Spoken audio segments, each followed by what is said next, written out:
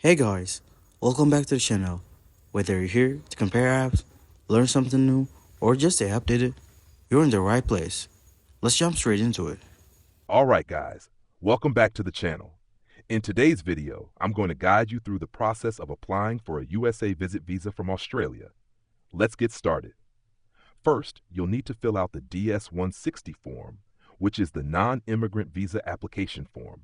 You can find it on the U.S. Department of State website. After completing the form, it's time to schedule your visa interview at the nearest U.S. Embassy or consulate in Australia.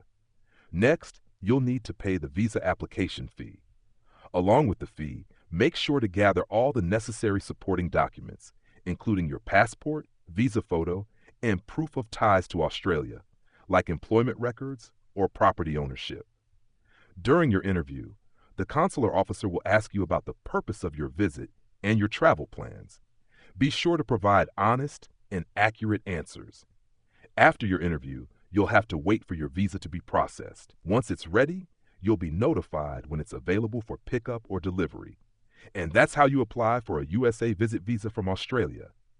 Thanks for watching, and don't forget to like, comment, and subscribe for more travel tips.